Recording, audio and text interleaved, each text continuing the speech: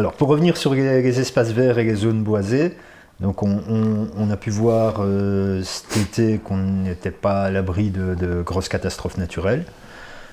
On nous parle beaucoup de transition. Ici à la Louvière, c'est limité.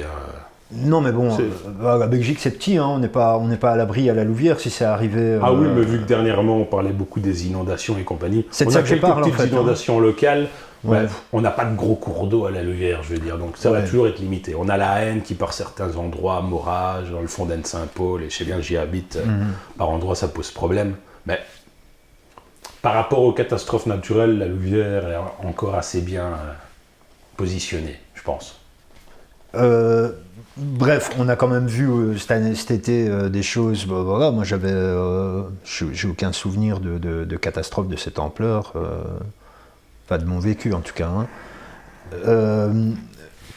En même temps, on nous parle beaucoup de transition écologique et rien n'est fait pour préserver les espaces verts. D'ailleurs, c'est un petit peu ton dada.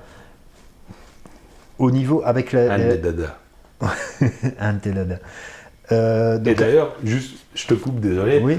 Mais comme ça, je fais le lien avec ta question d'avant. C'est quoi être conservateur? Pour moi, encore une fois, ça, c'est un truc de conservateur. C'est pour moi l'écologie, la vraie écologie, quand elle ne se mêle pas de questions d'identité, d'intégration, de voile, d'immigration. La vraie écologie, pour moi, c'est une valeur conservatrice.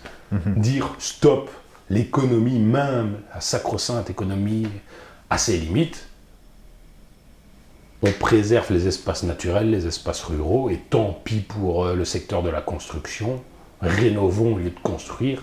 Pour moi, c'est un réflexe conservateur. Ouais. À mon sens. Ouais. Tout à fait d'accord. Maintenant, à un échelon local, quelle est la marge de manœuvre par rapport à ce type de questions?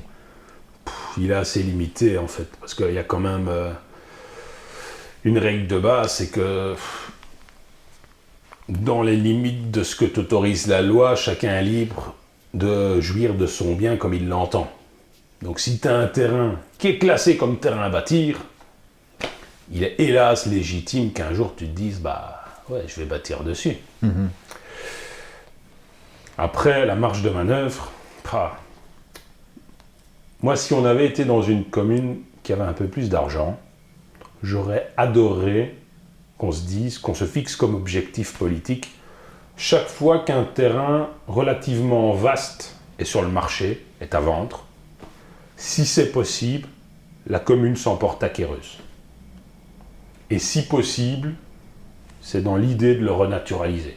Tu vois, on le reboise et on n'en fait rien. C'est une parcelle boisée et on la laisse comme ça, en l'état. C'est peut-être utopiste, illusoire, mais pourquoi pas.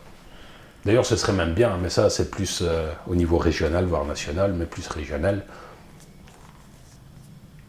qu'on se dise, tiens, c'est dans la loi. Chaque fois qu'un terrain est à vendre, un terrain de minimum X mètres carrés, la commune a un droit de préemption. Elle peut se dire, tiens, il y a une transaction immobilière là, il y a une parcelle d'1 hectare de prairie qui est à vendre, ben, moi j'ai le droit de l'acheter, en tant que commune, en tant que collectivité. Moi je serais pour ça. Et tu vois, c'est pas très libéral ça pour le coup. Ben non, justement. Mais j'assume.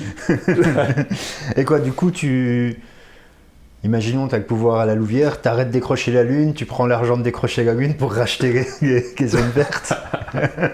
Bah, dit comme ça, ça a l'air très simple. Mais pourquoi pas?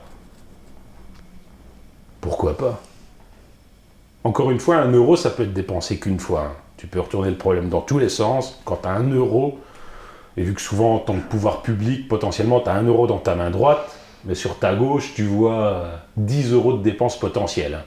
Parce qu'il y a des gens qui disent « Ah, il faut refaire ma route », il y a des gens qui vont se dire « Ah, il faut rénover l'école », et tutti quanti. Tu as plein de dépenses potentielles. Donc, il faut bien réfléchir comment tu le dépenses, ton euro. Donc, si tu claques 1 million dans décrocher la Lune, ouais, c'est clair que ce million-là, tu ne peux plus le dépenser dans autre chose. Donc, pourquoi pas se dire qu'une petite partie, chaque année, ça peut aller, par exemple, dans un fonds.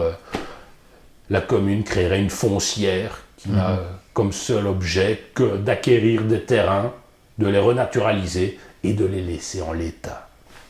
de remailler un peu notre territoire avec des petits espaces naturels. On ne va pas recréer la forêt de Soigne à la Louvière, ni la forêt charbonnière. C'est plutôt cette dernière qui était dans notre région, la forêt charbonnière. Mais au moins quelques petites parcelles boisées, ce serait bien ça. Ouais, ouais. Parce que les bois à la Louvière, c'est rare. Ouais. Et de plus en plus. Ouais, ouais.